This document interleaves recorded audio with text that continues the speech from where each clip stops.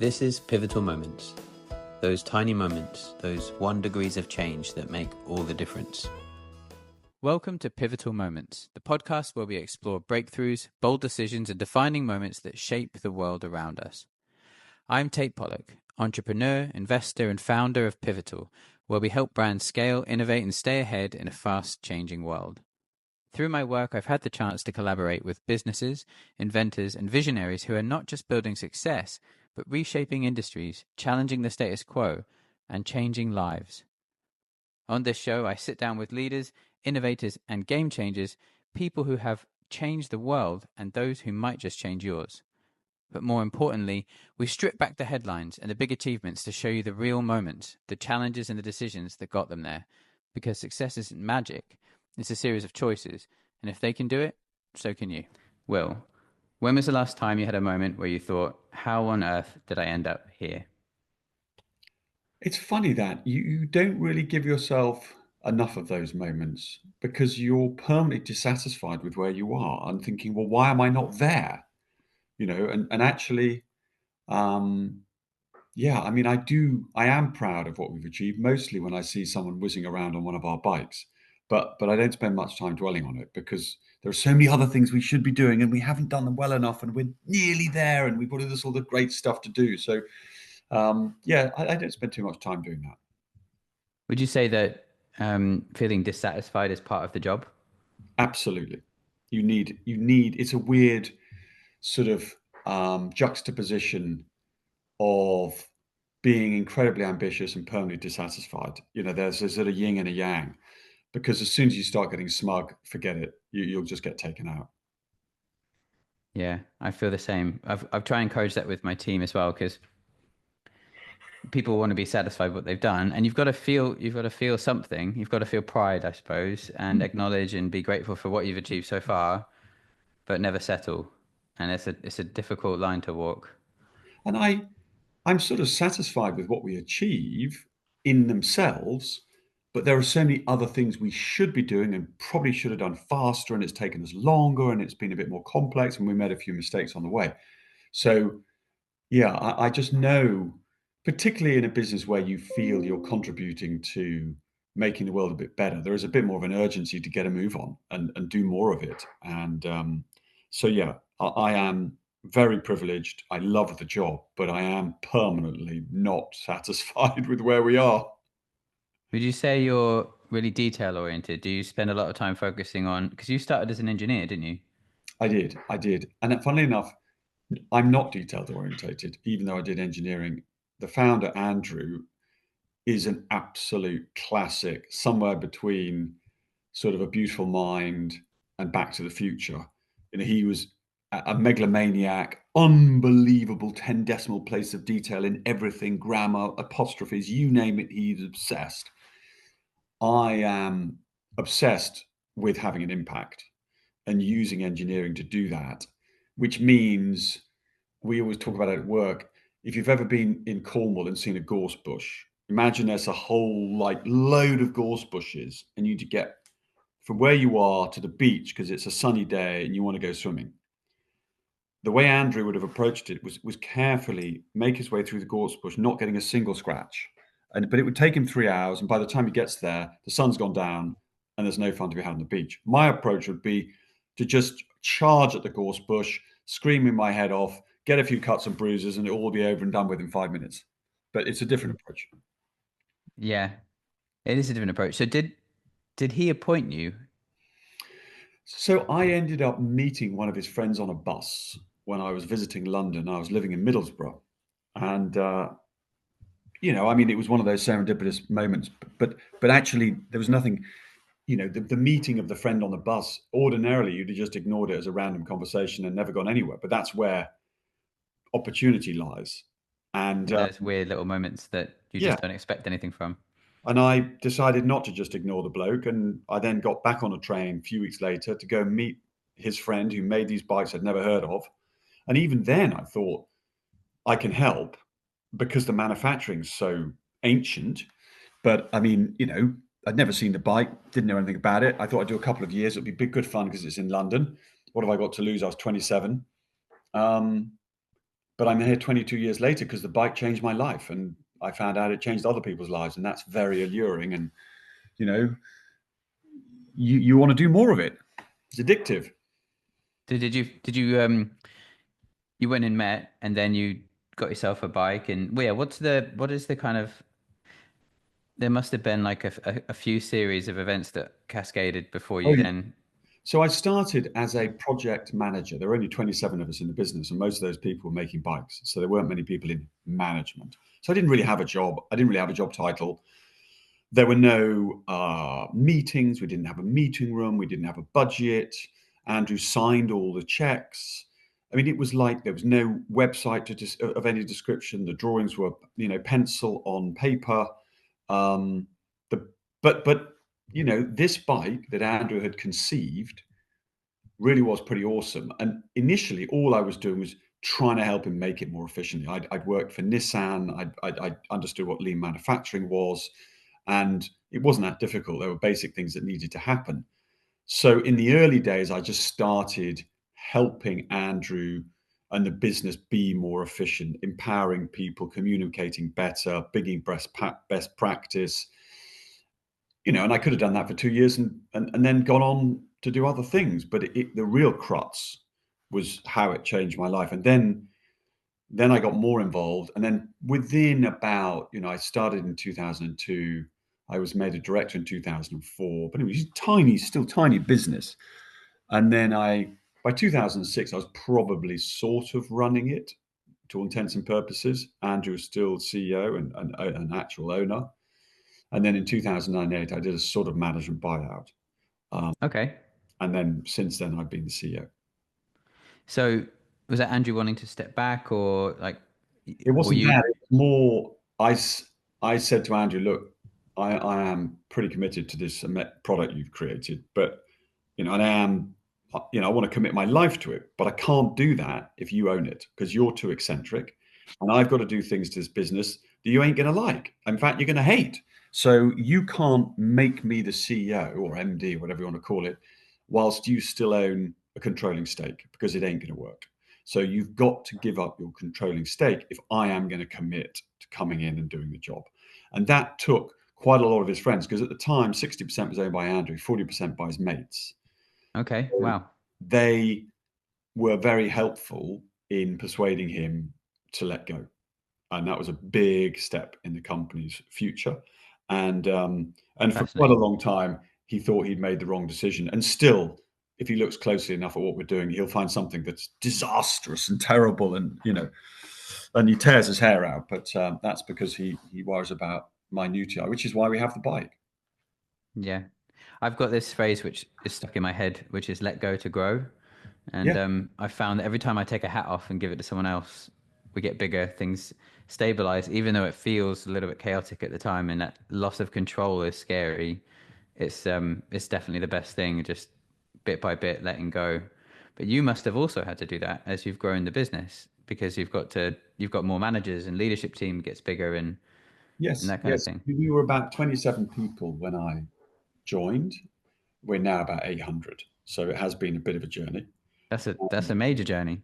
It is a major journey. But I mean, the cool thing is the ambition, the aim, it just has not changed in that entire time.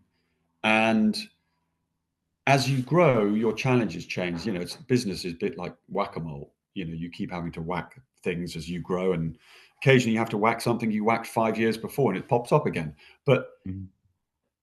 effectively, what happens is I used to run machines. I used to be heavily involved in design, development, you name it. I was involved in it. And then as it gets bigger, it gets bigger, bigger until you really don't do anything. I mean, you don't really have any job. I don't have any budget, and I'm just sort of fiddling around trying to make people feel good and giving a bit of a sense of direction. But on that journey, and we have this inside our organization, you must, if you're going to recruit somebody, they have to be better than you. Yeah. And that is super important. They may not have the breadth, but in the job in which you're recruiting them, they need to be better than you. And if you do that, if you recruit somebody who's better than you, and then they come in and they say, "What would you like me to do?" I always look at them and go, "What a silly question. Don't ask me. what you want you to do. I have no idea. That's why I recruited you, you muppet. I can tell you what we're trying to achieve, where we want to go. Now you now to tell me what you need, what I have to give you to help achieve it. You're the expert, but don't come to me asking me what you need to do. I have no idea. And that's, for a lot of people, that's quite disconcerting. This episode is brought to you by MailChimp. Whether you're building a brand or scaling your business, MailChimp makes it easy to connect with your audience, automate your marketing, and drive real results. We're also proud to have MailChimp as a sponsor for Summit Basecamp, where we'll be gathering 100 of the world's top brands at Pivotal House to discuss how to grow in an era of radical tech shifts. If you want to be in the room, check out the link in the description. But then they sort of get it.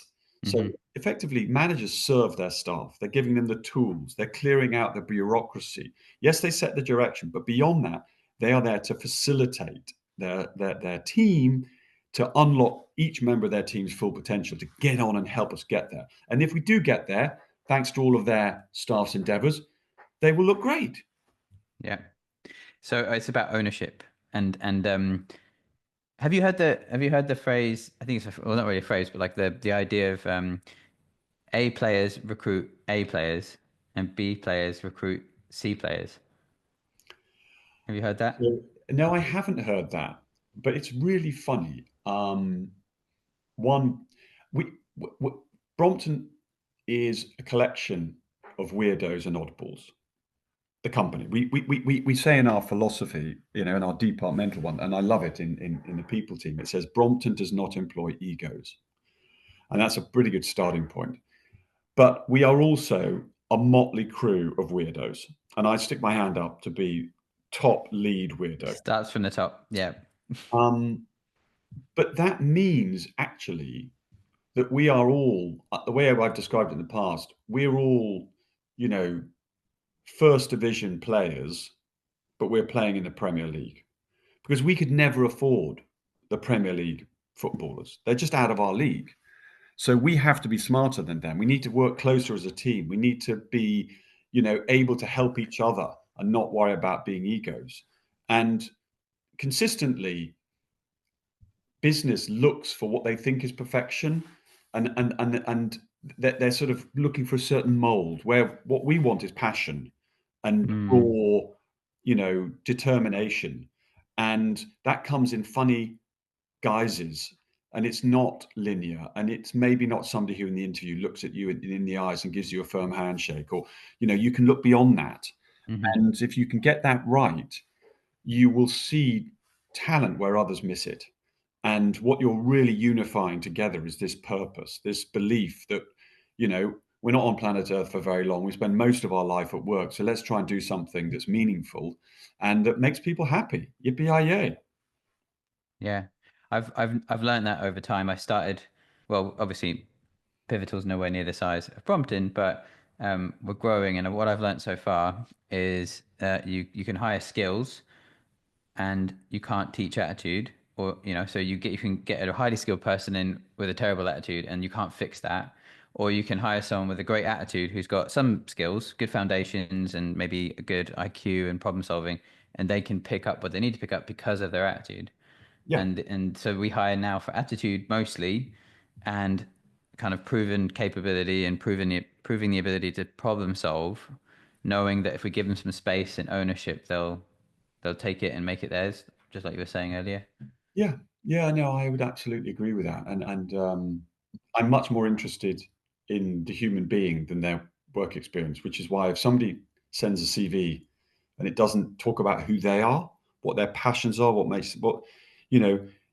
then that's the bit I'm really interested in. I want to know what floats your boat. And if somebody's managed to be exceptional in something that they're passionate about, it doesn't matter whether it's tiddlywinks, singing, skipping, whatever it is. Some passion. But if they can demonstrate that passion drives performance in any field whatsoever, that is gold dust. And would you say that the passion has to be within cycling or travel in some way? Or No, not at all.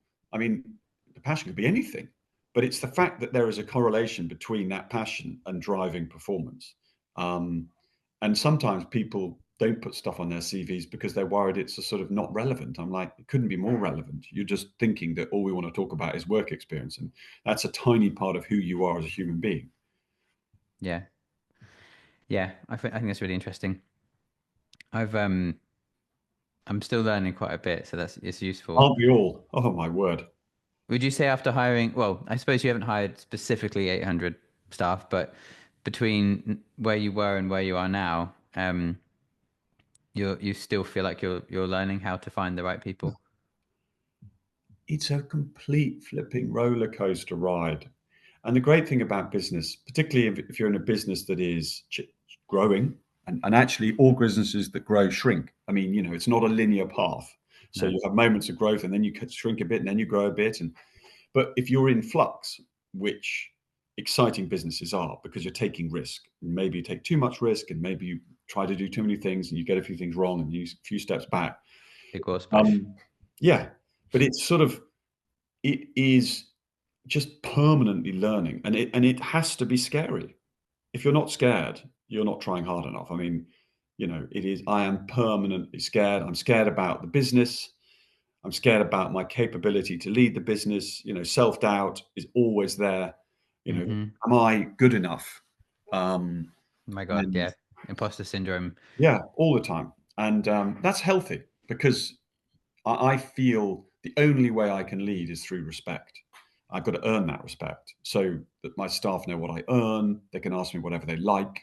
If I can't stand up and be, counted for everything that I am as an employee leading my team, then I don't think that's right. So you have to be challenging yourself, but that hopefully drives behaviors where you're pushing harder, where you're listening, where you're trying to help your team, and just every moment, every opportunity to even the tiniest thing, every little bit helps the business just be a bit better. And if you demonstrate that, then hopefully others will do something similar. Yeah, I definitely think they do what you do, not what you say. And just Mm. like, being a parent kind of thing. Yeah. So, um, I guess your role has evolved. So when you first started out and you were project management and you were probably more feet on the ground in amongst the engineering and the design and manufacturing, you were probably turning up at first thing in the morning, leaving last thing at night, that kind of thing. How has your role evolved from that to where you are now? Because we're going to be doing an event September the 11th, Yep. which is the Summit Base Camp, which I'm excited about. You're doing keynotes and speaking, and you've got your own personal brand, and you're out there promoting Brompton in all these different ways, and now, which is a very different role to when you started, by the sound of Yes. it. Yeah, how do you find that? Have you had feedback from your team? Do they what do they think of that role that you've got now versus what you did in the beginning? So I am nearly in the factory every day. I was in there today. I'm nearly on the shop floor every day. Um, and it's very important to be seen. And I will find something. I will never go anywhere in the organization and not challenge, question, be inquisitive about something. I need to have my presence felt.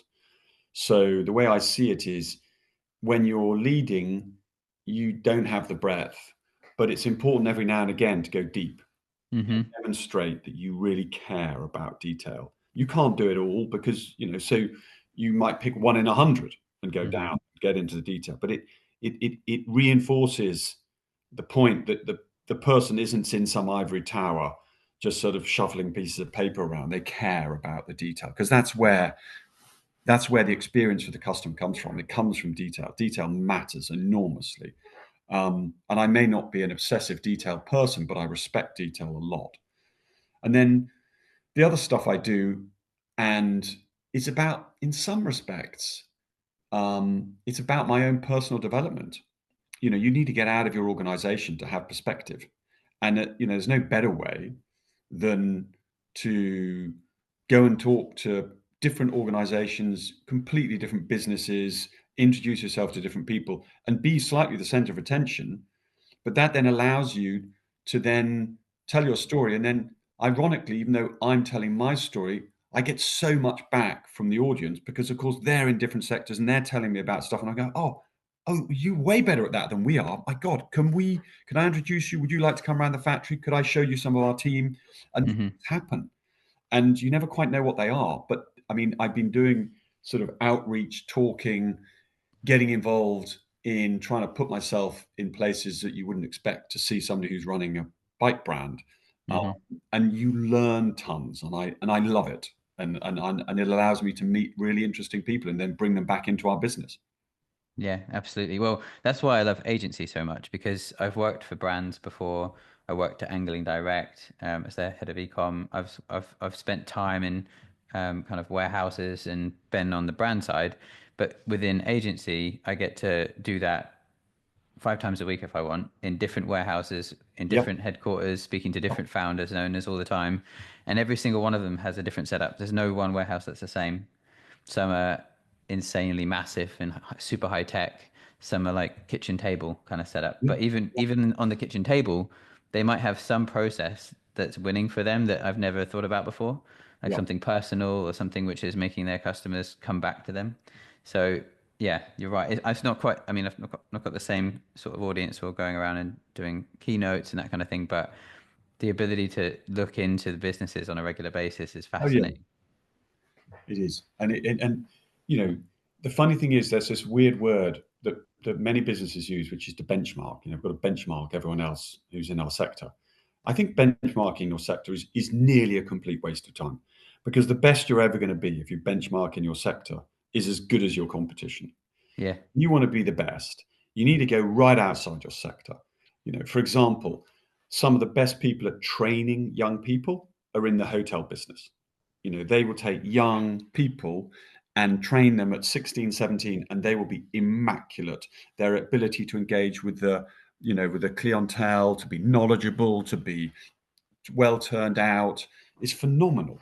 So, Mm. when we're training our staff and we've got retail stores, well, can't we learn from them and take some of that best practice into our Yeah. business? And then, you know, we've got Raspberry Pis all over our shop floor. And that was nothing to do with our sector. We went out and nicked that from somewhere else. And, you know, we're doing some fantastic stuff in our titanium factory up in Sheffield. And we took some technology, which is a bit of a secret, from basically a petrochemical rigs in the middle of the North Sea, and nicked that and shoved that into a process for how we make our bike. And I love that. And those people who you nick it off give it to you. They're Hmm. dying to tell you how cool it is because you're not a competitor. Yeah, it's true. So, just out of curiosity and as a slight tangent, how are you using the Raspberry Pis? So one of my staff was a paint inspector, which is a job where you have to look at the paint after it's been painted and look for any scratches, inclusions, orange peel, different issues. And he was writing the issues down on a piece of paper.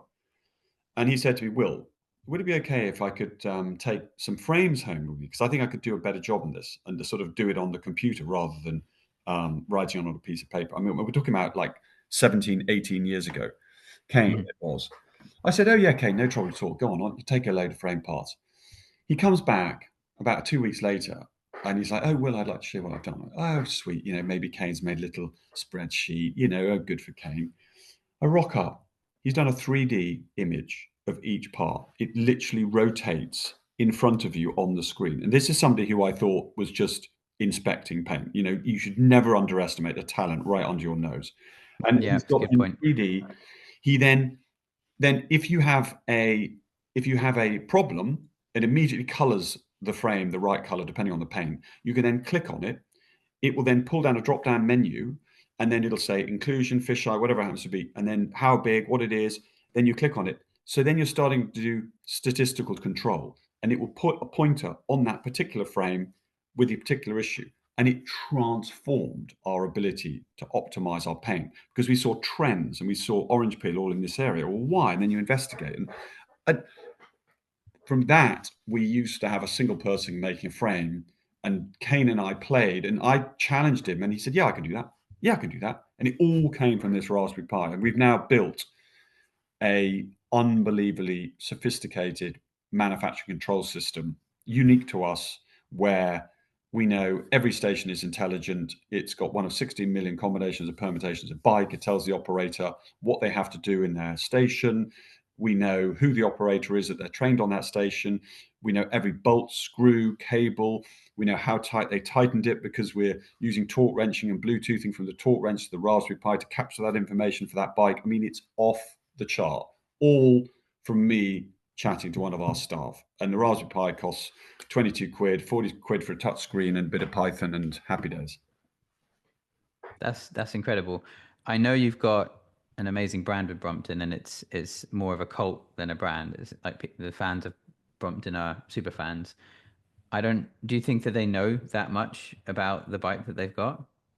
Because I didn't know that, and I'm quite into my tech, and yeah, I mean, it seems like that's something which obviously you just communicated it, but like, would you say that the brand has let everyone know those kind No, of innovations? nothing like that. But you that is what a brand is. The brand is a culmination of every last little detail. So let's just say you buy a nice suit. There are two suits hanging up. They look the same. One costs X, one costs 3X. Now, as a punter, I don't know why it's 3 times as expensive. I mean, so how do I judge whether I should be spending 3 times more versus this one that looks better value? The way you distinguish is because that one has a brand, it has a reputation. It means other customers have had it and not just bought it, they'd have it for 5 years, 10 years. And they have created this brand, this longevity.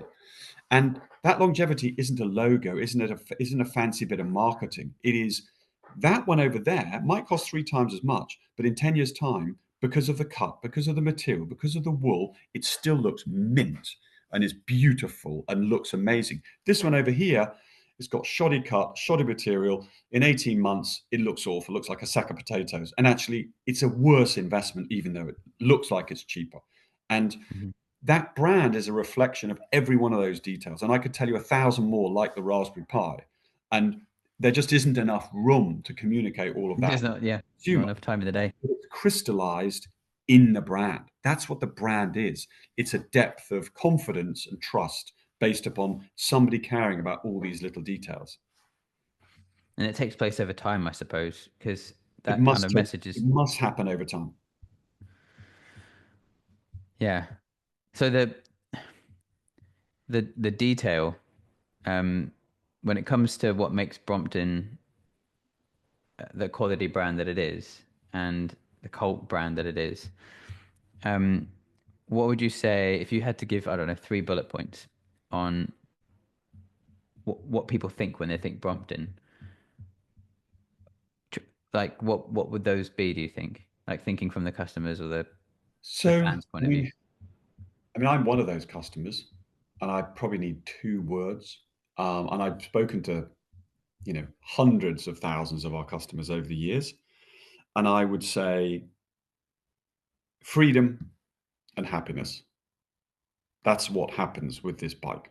Is that Um, that's how you feel when It's you're how on I one? feel. I was staying in London last night, and I got up 7 o'clock this morning, and I was pedaling down the embankment, thinking, "How lucky am I?" This is just a joy. I mean, London, one of the coolest cities on planet Earth. It was a glorious morning, whizzing along, just thinking, this is awesome. Then I went to see my sister. She's had a hip operation, so I took her some breakfast. Then I went to the factory. I'm just cutting through London, whizzing around, and then it's just like awesome. I was just, and there was traffic, and I was cutting through all these, digging up the roads and traffic lights everywhere. I'm just whizzing past it all, feeling great, and just thinking, I don't know, I couldn't be in a city without my bike. I'd just be claustrophobic, and Mhm. it makes me happy, makes me feel good, and it's just liberating. And there's something about a bicycle in particular. We all learn to ride a bike. Most of us, like if the parent doesn't teach their child to ride a bike, they feel like they're slightly failed. And Yeah. so, and that sense of freedom and independence when you first learn to ride a bike and the stabilizer, whoa, and that never leaves you. When you get on a bike, the simplicity, the efficiency just makes you feel good. And so, yeah, I'd say, you know, freedom and happiness. That's great. The interesting thing about bikes, I learned this the other day, is that they weren't just invented. They're a product of evolution over a Yes. period of time, from constant failure to where we are now. And obviously Brompton's then kind of taken a different branch on that evolutionary Yes. tree to create something more mobile and it facilitates like more ease of use, Yep. allows it to be used by commuters better. I think there's parallels in how the bikes evolve to how business evolves, and failing early, failing often, and like kind of just running out there and having the best time and on the sunny day, like you were saying earlier. Um, with the evolution of bicycles, but also Brompton, where would you say it's it's going next? As in, obviously, for it to fold up and for it to be easy to transport and take on a train or in a car and that kind of thing is an amazing evolution. And you guys have done it really well. And I think that's because of the focus on the detail. What's next? So what's so interesting is technology, AI, power of computing, material science. These things are moving fast. So things that we did 15, 20 years ago, you know, we can now do 1,000 times better. Uh, you know, things that we're doing today were just simply unthinkable. I mean, they weren't even in our field of vision 15 or 20 years ago. What that means is we can optimize the design, we can make it better. And in the case of a folding bike, the biggest thing is weight. It doesn't need to be that much more compact, but weight.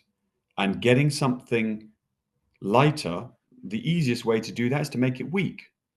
And Mm, that's not so clever. And that's what no. a lot of people who are trying to make a folding bike but don't really understand what they're doing do. And it looks great for a year or two, but then the frame snaps, you smash your front teeth out, and you break your pelvis. It's not so pretty.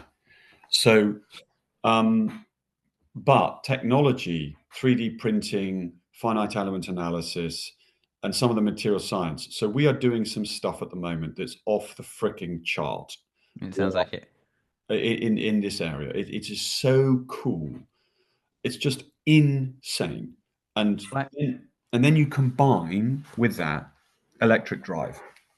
And then you've got batteries, you've got motors, controllers, torque sensors. You've got a whole other world of opportunity to optimize, improve. Then you've got Bluetooth, you've got your phone. So your phone becomes this incredibly powerful, useful tool that fits into your sort of Brompton world.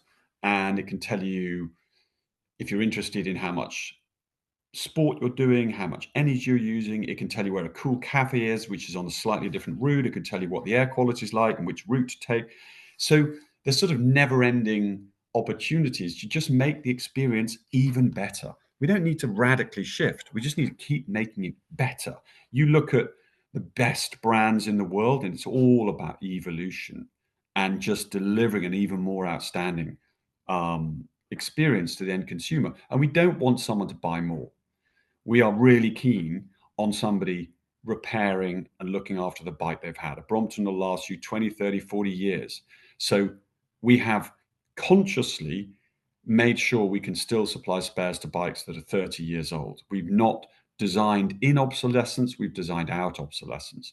But if you own a product, I mean, how many products do you have in your house that are 20 years old that you're still using, are still adding mhm. value? Very few. So those ones will mean a great deal to you. So much so that you will love them and you'll bore all your friends about them all day long, how brilliant it is.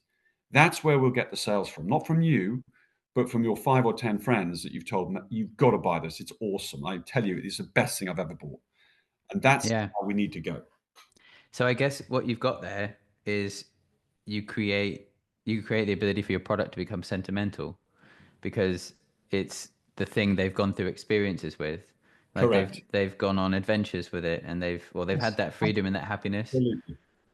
Um and that's why just my gut tells me that's probably why it's a cult rather than a brand.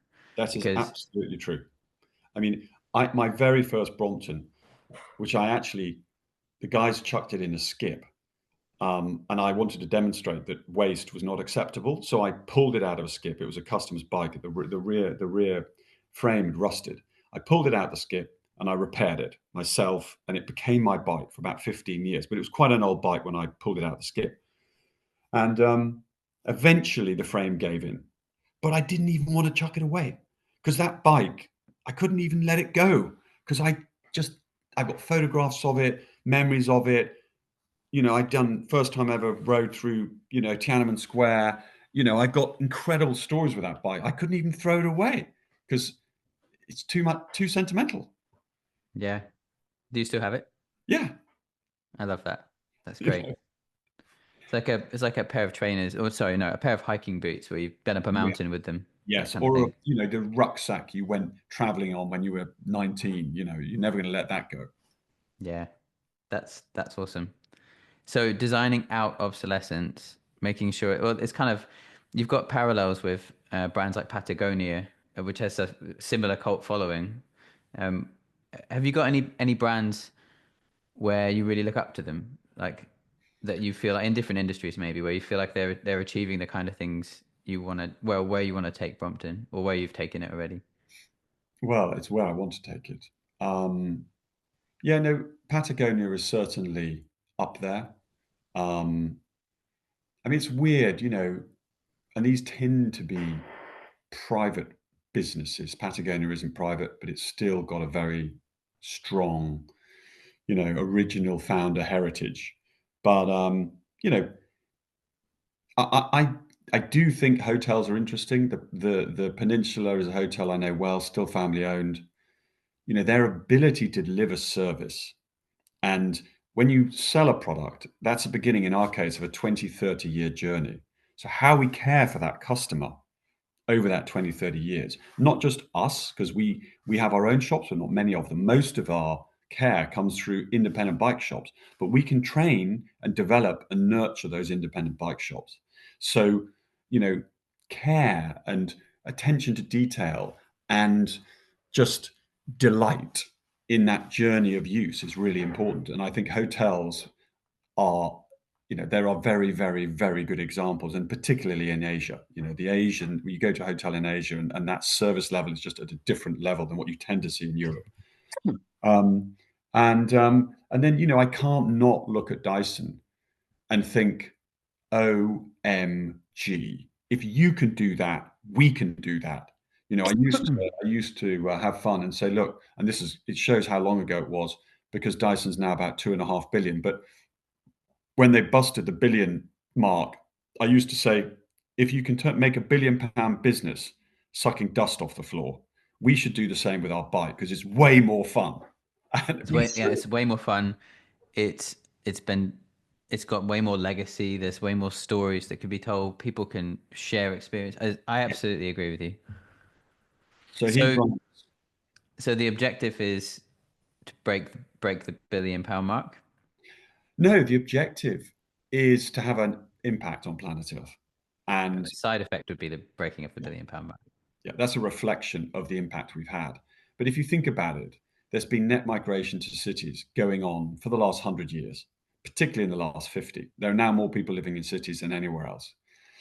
And so we, the most intelligent, amazing sort of super being on planet Earth, the intelligent human being, have constructed an environment where the place where most of us now live is the most unhealthy place to live. Think, well, who came up with that for a bad idea? So, the air quality in our cities is bad. The mental health outcomes in our cities are bad. And in my humble opinion, having spent 22 years pedaling around cities and really been interested in urban design, urban landscape, how we think and live in cities, is that the automotive industry did just a breathtaking job in persuading cities and people that lived in cities that actually the car was more important than the human being. And so for 50, 60 years, we've been designing cities around the car, not the humble human being. The car gets more space. The car belches out fumes. that causes harm to all the human beings. I mean, if you an alien came zooming down to a city, you'd go, oh, well, clearly the principal being on this planet is that square box, not the little poor person where the mummy's holding onto the 6-year-old's arm on the teeny wee little sliver that they get on either side. It's nuts. And we need to rethink cities. We need to put the people, the community at the heart. And we felt that in COVID, that we could feel suddenly this urban living just had this rebirth of ambition and possibility. And this is happening, thankfully, across the world because politicians are realizing they can't afford the health bill. You can't, doesn't matter how much we chuck into the NHS, it's not enough. We've got to change how we live to have healthier human beings. And since most human beings live in cities, let's make our cities glorious places to live. You know, London is going through a transformation. Paris is going through a transformation. Beijing, Shenzhen, New York, you know, cleaning up the air, giving more space to the people and the communities that live there. And this is really good for society. And don't go under the ground. Get to love your city from above ground. See the architecture, the parks, the canals. Don't go in some little metal tube with carcinogenic, nasty air shoved up somebody's armpit. Get above ground and feel the rain and see the sun and just get to know your city. So human-centric design. For sure. Absolutely. And not just in the product, but in our cities and you know, putting humans and those communities first. Yeah. I think that's a pretty good ethos. I think with that being one of the principles that you're operating by, I think you've got to be on the right track. I hope so. Whether you've got, I mean, obviously there's the whole business behind it, but Yeah. have you ever read Simon Sinek's Start With Why? Have you heard of that book? No. Highly recommend that book. It's good. He talks about how a lot of businesses focus on the how and the what, and they lose track of their why, the reason why they exist in the first place. Yeah. And often that comes from a founder or someone like yourself who's got heart and passion and believes in what they're doing and has a lot of like strong opinions about where they should take it. That's the why. So you're like the living embodiment of Brompton's why, from what I can tell, you know, and it's strong, and the stronger that is, the better the what and the how, because the team then know what to do without you needing to tell them what to do because they understand why they're doing it. We have a very, very big sentence in funny colors, like massive, because it's in our factory and we've got 100,000 square foot and 600 staff. And it says the why we get out of bed in the morning. And it says on the side, we create urban freedom for happier lives. That's it. That's how you can embody the why. Yeah, that's it. And it's there. Every one of us sees it every day. And, you know, we are giving up a lot for this business. And, you know, there is a reason why we are doing that. And as you rightly say, that is purpose for me is so very, very important because we sacrifice for our work in many different ways. And I was given some great advice by an early mentor when I was starting my career, a chap called Andy Teague. And he said to me, you'll never know what you want to do. But if you ever find yourself doing something you don't want to do, get the hell out. And he's absolutely right. You know, if you're working somewhere and you're just thinking this is a joke, then you want to get out. Now, the older you get, the harder that becomes. But certainly early on in your career, you know, if you're not feeling like you're contributing to something that's positive for planet Earth, for me anyway, you know, you can kiss goodbye. Yeah. Yeah, I think it's important. You can I think knowing what to take away rather than what to add, focusing on whether or not you're in the right place and being able to kind of figure it out as long as you're happy, like you say, but noticing when it's time to stop is kind of, that's easier to pull that away and to leave a situation. I think if your attitude as well, if you find you've got a good attitude, if you're an employee that is, and then you find that your attitude is changing and you notice that about yourself, then it's probably Yes. time to get out as well. Yes. You're in the wrong Absolutely. job.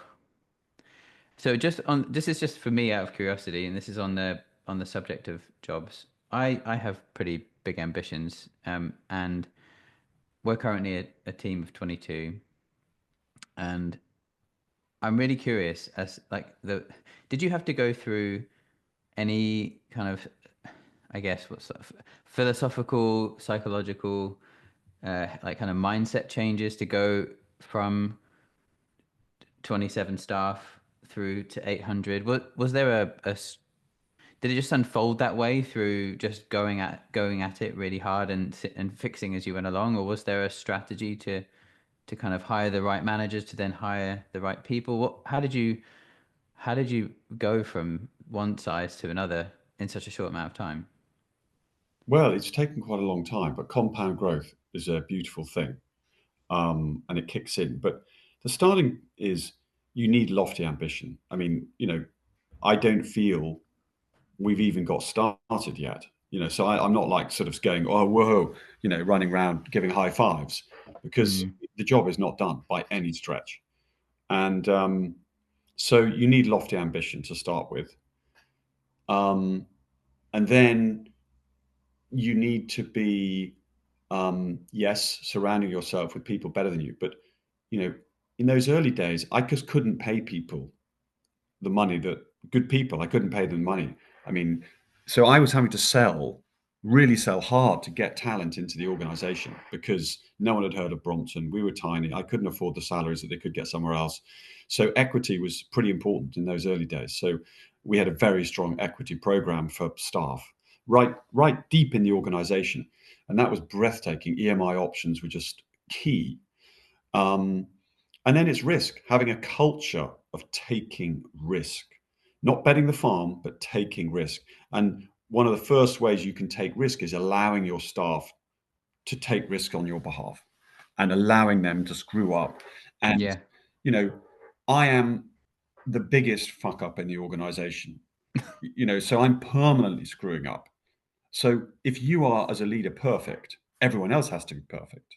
So Hmm. then nobody makes mistakes and everybody's perfect because the guy leading is perfect. Whereas if I'm vulnerable, if I'm making mistakes and I'm accepting that and learning from it, everyone else piles in and says, well, actually, funny you say that, but I think I fucked up over here. And yeah, okay, cool. So how Yeah. do you make damn sure we don't do that next time? So it is a cultural thing.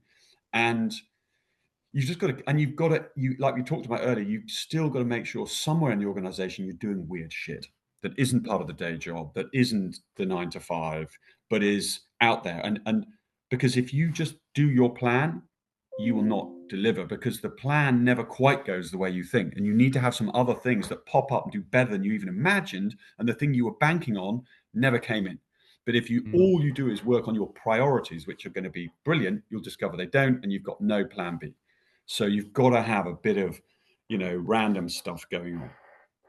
Absolutely, I love that. I'm also the biggest fuck up in my organization, and I have a new random idea every 10 minutes, Yes. and so I get eyeballed by plenty of my leadership team when I'm suggesting new things that we do, new Yes. innovations, new directions we should go in, and then I hired people who will rein me in, which is Oh, for great. sure. For sure. Good. And then that's the litmus test. If they can't rein me in because I just can't let go of the idea, even though they've given me all of the devil's advocate they can, then we try it and it still might fuck up. But they see It's, it and they it's, see me messing up, and absolutely what you just said. And I feel like they then feel more comfortable in doing the same thing, and then they try more things, and then it kind of unravels throughout everyone yeah. else's what they see, and then they feel like they can do the same. That's really good advice. I think that's if every entrepreneur knew that they could be vulnerable and make mistakes openly and publicly, and that they should be outside their comfort zone, but also making mistakes kind of and just moving on, that's also part of it, and that's fine. That kind of normalization is what's needed, I think, more in business. I And love it that. I does, love that you have does that. worry me that there's this perceived, you're an entrepreneur, therefore you're not. It's not like that. It's, you could be in an enormous organization and be very entrepreneurial inside a massive organization. And, you know, you may be 3 rungs down in a management team and you're highly entrepreneurial. So, and it's a sort of state of mind. It's not you're an entrepreneur, and it makes absolutely this feeling that it's somehow a particular type of person, and it's to try and make it more rarefied and difficult. And I don't buy that. This episode is also brought to you by Luigi's Box, the AI-powered search and product discovery tool that helps online stores boost conversions by making it easier for customers to find exactly what they need. Luigi's Box is a proud sponsor of Summit Basecamp, where attendees will trial the latest commerce tech from AI-driven search to immersive VR and AR experiences. If you want to be a part of it, grab your ticket while they're still available. The link is in the description. Now let's keep going. I think it's having the confidence to be yourself and be able to just try stuff and and learn and move on. We had this fantastic thing when I started. We had something called the Fuck It Fund. Yeah. And initially it was $5,000. It's now about 250 grand. Though to be fair, we wouldn't be doing 250 grand at this minute in time because our sector's in a bit of trouble. But and it was when I was in project management, everything was about ROI, return on investment. It was all about the upside. Mm-hmm. And but the upside is so unbelievable. It's based upon assumptions. It's far too optimistic. If every ROI came in for every project that I've been involved in, I mean, I'd be a complete billionaire. So the return on investment is always a little bit optimistic, and it's hard to qualify. Will we sell this number? How much will it cost? What are the reworks? All this stuff. But if you don't worry about the return on investment because it's going to be good if it goes, I don't care how good, it's just going to be good. Then you focus on if it went totally pear-shaped. That's a far more easier thing to qualify. What's the cost to our brand? How much money will it cost? If it totally bombs. And as long as you know that the worst that will happen in the early days was $5,000 and it's not going to kill our reputation, fuck it, just do it. Don't spend ages doing research. Just do it. Just do it. Let's find out, because we'll learn by doing it rather than writing more plumbing, gate processes and justifications, and it's all going to be amazing. And having the ability to just do stuff and know that you protected the downside really does help you move a bit faster. Yeah, fuck around and find out. Did you come up with that as an idea, the Fuck It Fund? That was one of mine, in the very early days, because it's just like, fuck it, let's do it. And then it became the Fuck It Fund. Did anything of note, like that you can remember, come out of that? No. So we have a bike hire scheme. We have a bike hire scheme. We have a retail chain called Brompton Junction. Both of those were fuck it's. And the bike hire one nearly went pear-shaped because we did it on a sort of fuck it, 50 grand, fuck it, let's do it. But then of course we got a little bit addicted to it, and in the end we spent 3 million quid over quite a long period of time, and it looked like it was never going to come good, and I was having to defend it and getting fairly bashed over in board meetings.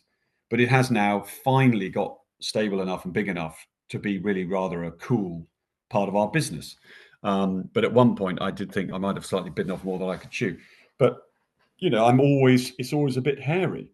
And then our first retail was with a guy in Kobe in Japan, Mr. Loro, who was lovely.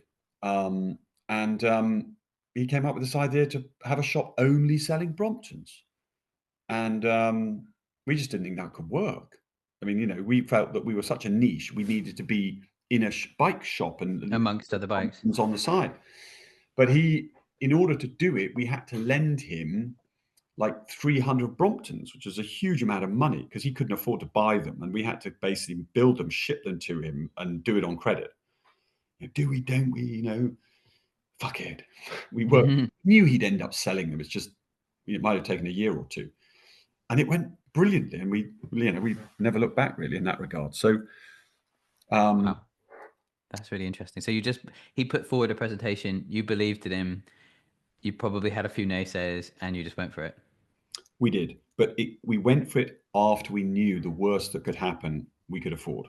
It's much more important to look at the worst case scenario than everything on the upside. The upside is so arbitrary. The downside is very, very clearly defined. Protect the downside, then chill out on the upside. I think that's really good advice as well, because people, especially kind of middle management, want to protect themselves in the decisions they allow to come through, and normally that's because they need to sort of show the ROI to Yes. their senior leadership or whatever. And if they can't show that, they normally shut down the person who's Correct. put up that amazing idea.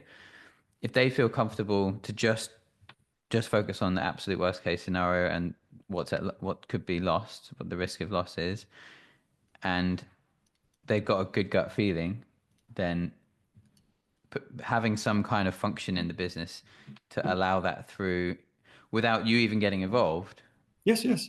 will allow for innovation to happen separate, and those people will be able to have that kind of entrepreneurial spirit from within the organization and not need to be a kind of a separate entrepreneur. Like, you imagine an entrepreneur to be kind of a solo person creating something, but I agree, we've got people in Pivotal who have got their own businesses, they've got their own Shopify stores, and I'm encouraging that as much as possible, and then Brilliant. I'm Brilliant. offering advice where I can, and I'm if I feel like even if they became super successful at the moment in those side hustles and those extra ventures that they're doing, currently the people who are doing that would probably stay in Pivotal because they want to, and because they're in an environment where they're constantly learning and able to look inside other businesses, um, and that's that kind of entrepreneurial spirit that you talked about. So when you're hiring your A players, is that one of the main things you look for? Is that kind of we spoke about ownership,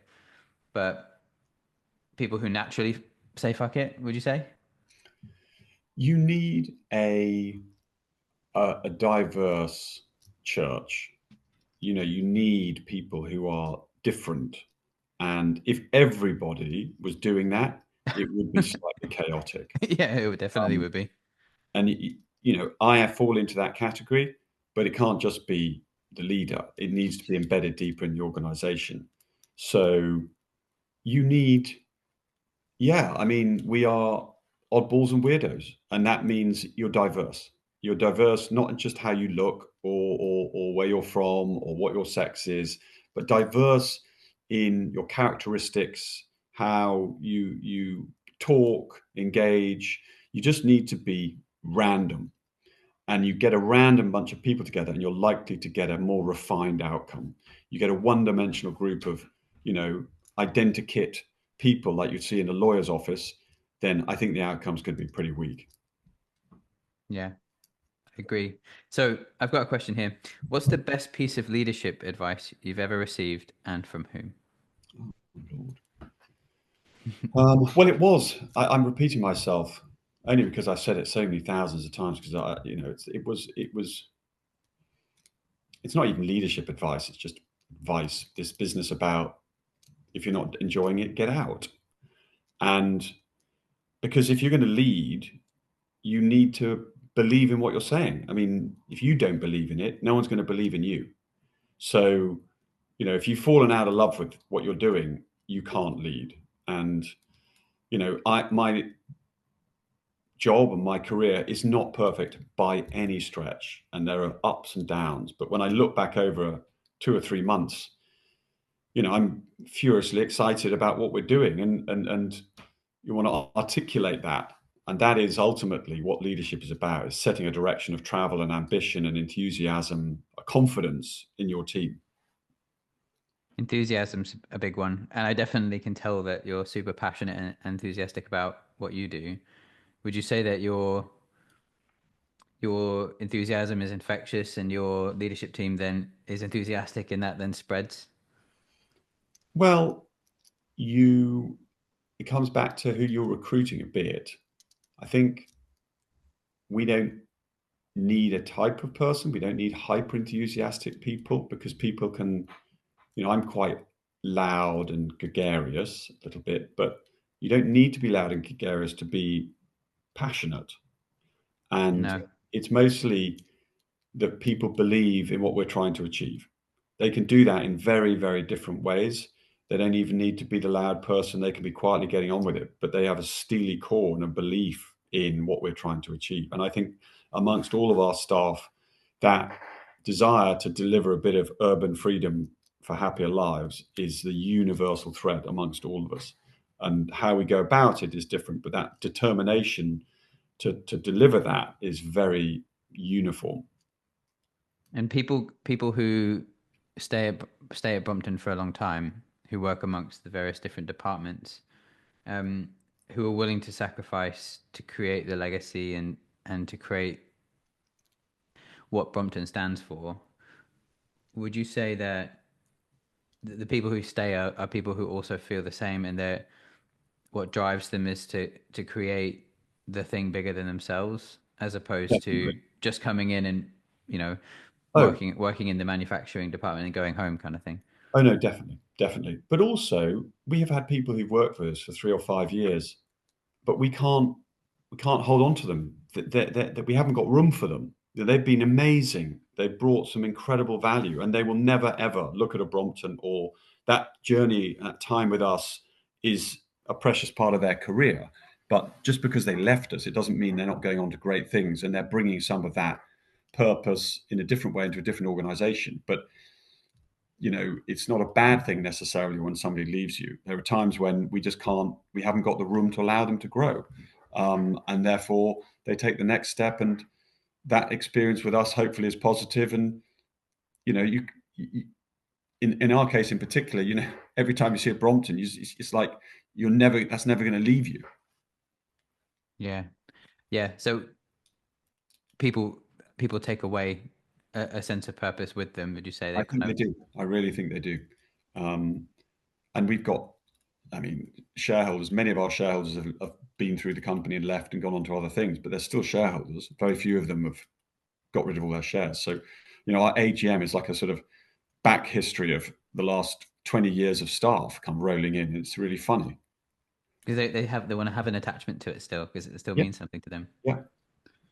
Yeah, which makes sense, because I think it's similar with Apple. From people I know who work at Apple, even if they left Apple, they'd still buy Apple products, and Mm. like they don't get sick of it. They go on to do other things, but they still believe in the product and they still believe in the brand, which is interesting, because you'd think that something so big and in your face and part of, you just see it everywhere you go kind of thing, you would be sick of it, and then when you leave you wouldn't want it again. But I'm guessing you've got that same kind of fandom internally as well as externally, and We that's definitely also do. one of the reasons why you're a cult as opposed to a brand, I would Yeah, say. maybe. I mean, I've never really bothered too much about it. I've just bothered about trying to make useful products. The rest of just the other stuff just sort of happens indirectly, but it's very easy to just focus on doing something well, because most of the stuff we buy is overrated. A lot of it is crap. We never needed it in the first place. It doesn't deliver what they promised in that marketing. And we bought too much stuff that we don't need. And then people pay money to store all this stuff they bought in some yellow box. I mean, the whole thing's potty. We just need to buy less stuff, buy better quality stuff, look after it, repair it. And then planet Earth will be much happier, because we're buying good stuff we really need, rather than a sort of, you know, colossal amounts of tat. I've got an interesting question, which is possibly going to shoot myself in the foot, as I'm in marketing and branding Mm. and that kind of thing. And I think I know what the answer is as well. Would you say the main thing, the most important thing in business is to focus on product? And what role does marketing have in building a brand Yeah. like Brompton? So I don't like the word marketing. It makes me feel like you're conning someone. So I don't like it, and I think it's in that regard, I think it's unnecessary. But what I do believe in is that there are millions of people who don't understand the value of this product to them, in our case.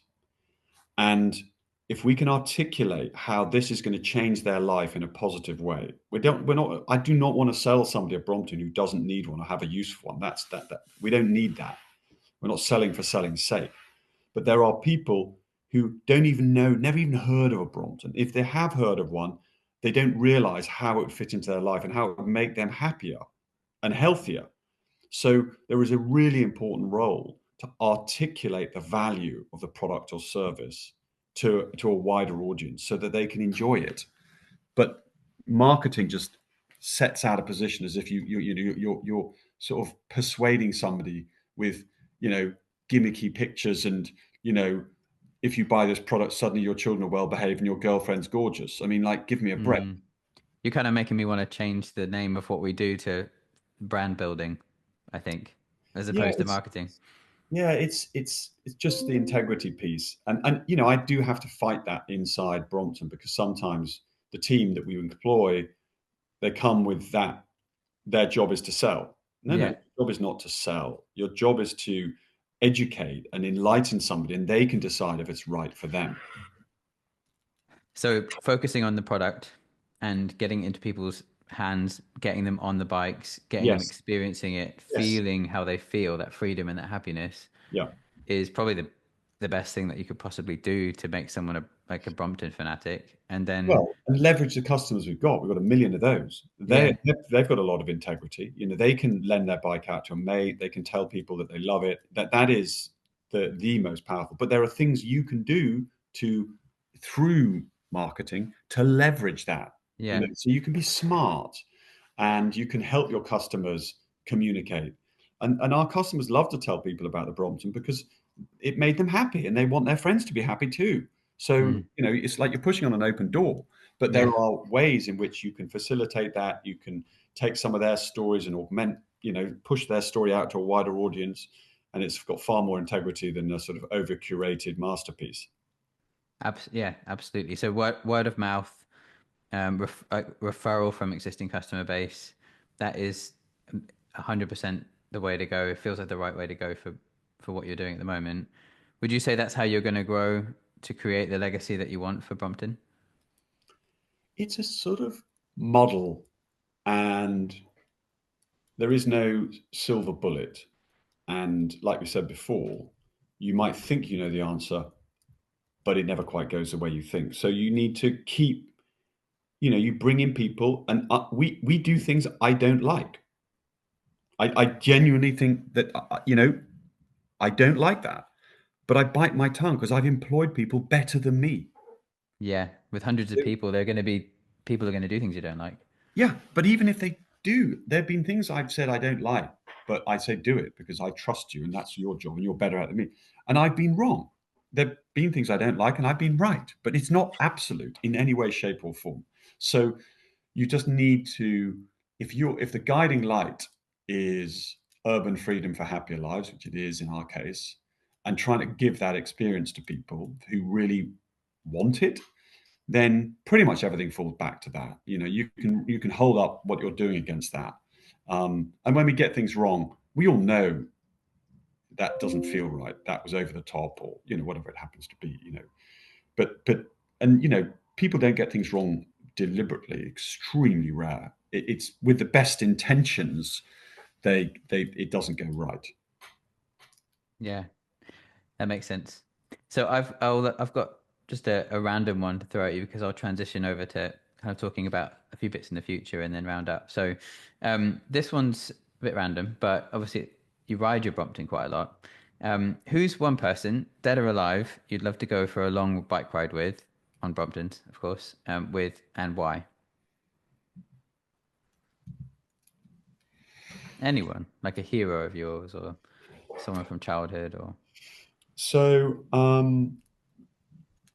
I was very, very lucky to have lunch with the Queen and Prince Philip.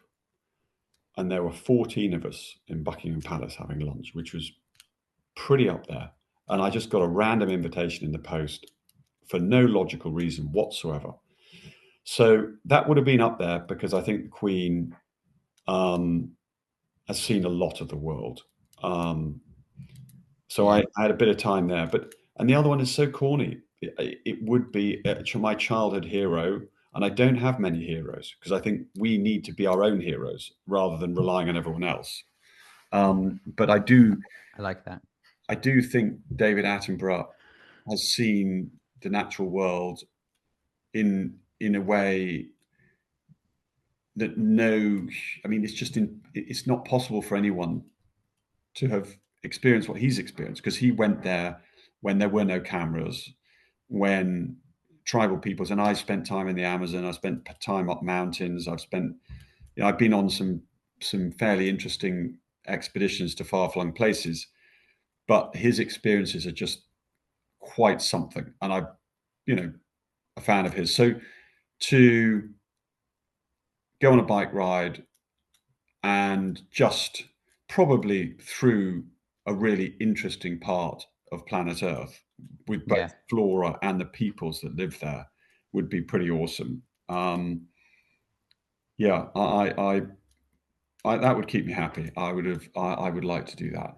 With David Attenborough, he is an absolute legend. That's a great choice. Yeah. Okay. Wow. So going back kind of more onto the back onto script. I've got just a couple more questions. This is for people kind of watching and looking for what they might want to do through your experience. You might be able to offer some advice. Looking back at your career, what's one piece of advice you'd give to someone trying to build something special? So from scratch. It's you need to be patient. Warren Buffett, compound growth is a beautiful thing. What you need to do is grow yourself, your business, whatever you're doing, 10 to 15% a year. That's all. All this stuff we see in the papers, unicorns in 5 years, Series A, Series B, we're all going to be millionaires overnight. I don't buy that. You end up selling your soul. You end up, living for a dream that's fairly unrealistic. Compound growth. And initially, my first 10 years, friends of mine were saying to me, Will, why are you working for a silly bike company? You're not earning much money. You've made the wrong decision. And, fiddling around with some funny little bike, you should be in banking or you should be doing this. And like all my friends, it was a bit like the hare and the tortoise. They were all shooting off. But I believed in what I was doing. And it was a bit of ridicule. And then, then 10 years later, I was going, oh, you're so lucky. You just landed on your feet in this bike company. Like, you didn't land on your feet. It's been a journey, and it has been 10, 15% for 20 years. Well, it starts totting up, and be patient. And we don't live in a world where people have much patience. That's going. And if you really believe in something, you will put in the yards and give it time. If you're still enjoying it, if you still believe in it, stick with it. That's good advice. Have you heard of the book Atomic Habits? No.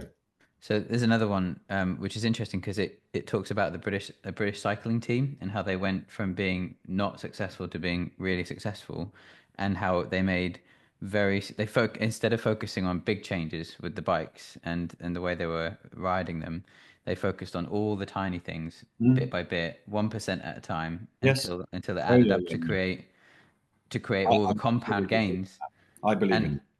Yeah, and it's interesting that it goes back to bikes again as well, because I think although we're talking about Brompton, I think cycling and bikes and the evolution of bikes, I think it's embedded in human nature, and the fact that it's evolved alongside us, and it wasn't. I find it fascinating that it wasn't invented. There's no person who says, "Hey, I invented the bike." There's no Wright brothers for the bike. No, it's a parallel. It's a metaphor, isn't it, for continuing and I guess compound interest as well. Yeah, absolutely. Of innovation, pretty much. So, what's next for Brompton, and is there anything exciting that we should keep an eye on? Well, we've just launched what we call a large wheel bike, which of course is still a small wheel bike, but it's bigger than the one most people are used to. So our G line, which we spent 5 years working on, and I've been riding prototypes. How nobody saw me riding prototypes of a G line around London is amazing, but I rode it a lot. It's an awesome bike. It's a different beast. It's, I have a T line. If you're geeky Brompton owner, you'll know what that is, which I use and live on and couldn't live without in London. But the G line is my go-to for having a laugh. If my sister-in-law lives in Cornwall, we stuff 2 of those in the back of the car, go and see my best man who lives outside Bristol. They're animals. You can go off and go through the woods. You can go on the sort of coastal trails. They've got big chunky tires. They're just ferociously good fun. So, Yeah. and the e-bike version of that is so robust, bomb-proof, rock solid thing. And then you can just fold it up, chuck it in the pub, have a good lunch. And if you have too good a lunch, you could even chuck it in a cab and go back to wherever you came from if you had one too many beers. It's just such fun. So that's exciting. And we're learning, we think, how to communicate better. And when a business gets big, you need to move from the bit of the business which is above the water in the iceberg, which is the shiny, sexy thing. And you need to start spending more time on the rather less sexy but unbelievably important stuff. And before we wrap up, a big thank you to Gorgeous, the customer support platform built for commerce. Gorgeous automates support, centralizes conversations, and helps brands create faster, more personal customer experiences. They're also a key partner for Summit Basecamp, where we'll be talking about the future of AI, customer experience, and business growth before heading over to Yarm for an incredible dinner, drinks, and a proper after party. It's all happening at Pivotal House in Norwich, and you don't want to miss it. Tickets are £270 and going fast. Link in the description. Under the water, all the processes, the systems, the software, the training, the manuals.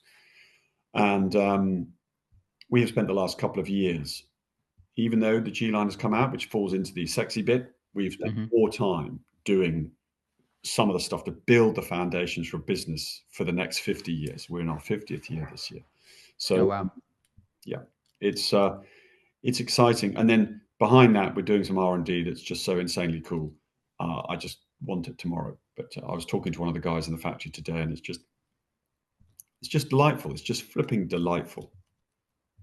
That sounds exciting and a bit vague, as in exciting things coming that you can't talk about, would you say? Well, yeah, definitely can't talk about it. I mean, you're not going to see a peep for 3 years, but we will be riding prototypes within, I would have thought, 9 months.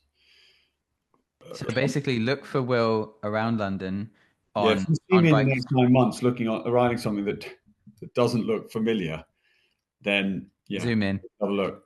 Because Yeah. but yeah, I mean, I've spent 20 years riding prototypes, and it's brilliant. And when we launched that T line, the titanium bike, that was 15 years of dreaming in my head before that became a reality. And I so love that bike. Is it all titanium? Full titanium and carbon, but mostly titanium, made in Sheffield, assembled in London. It is an absolute work of art. It sounds like it. I love titanium. That sounds amazing. Awesome. I think I need to get myself a Brompton. I'm ashamed to say, well, after this, I don't actually own one. I can assure you, you will not look back. Okay. Well, I'm going to get one. Well, good. I've said it publicly now. So, okay. And then where's the best place for people to follow what you're up to? You and Brompton, I guess. Yeah, I mean, I'm not so big on social media. I just don't have the bandwidth. I make funny little comments every now and again when I'm traveling because I have a bit more time then. Yeah, I mean, the best place to start is your local bike shop. Find your local bike shop or a friend who has got a Brompton and try it. They are an investment. So you want to make sure you're investing in something that will make you happy and you'll use it. But yeah, find somebody who's got a bike, local bike shop with their Brompton dealer, take it one for a demo, but not like round the block. You need to hold on to it for 2 or 3 days to get it, to feel it. And then when the penny drops, you will not look back. You will never go on public transport in London unless it's really pissing with rain and grim, because it's just so delightful whizzing about on a bike. And like whenever I go anywhere, I'm either on the train, and then if I do drive, I'll drive, and then I'll ditch the car on the outskirts of the city and then just pile in on my bike. I just love it. And they're quite expensive, aren't they? But many bike shops have finance options, and probably I'm guessing on the Brompton website, so they can be quite cheap per month. Yeah. And we've done, we've got line bikes, which very, very, it's brilliant because people are not getting cars and people are not going in the underground. They're getting on a line bike, which is fantastic. It's far better than the underground or the bus or a car in our cities. But even they are quite expensive. People are spending 40 or 50 quid a month by the time they tot up all their line bike stuff. Well, you can buy a Brommy for less than that and own it, and yeah, it'll be with you for. and it rides way better, and you'll have that for 20 or 30 years. So it's all good stuff. Get more people cycling, get more people walking, more space for living in cities. Take the cars out. Yippee-yi-yay. Yeah, and then you can own a piece of British manufacturing culture as well, which You is, can do that, and that gives you an extra special little feeling of smugness. yeah. Well, it's been an absolute pleasure. Thank you so much for your time. I really appreciate it. And yeah, it's been an honor to speak to you and to learn more about where you've come from and where you're going. So thank you so much. I appreciate you being my guest today. Tait, my pleasure. You've been listening to Pivotal Moments. You can check out the rest of our moments on our website, pivotal.digital/moments. Thanks for listening.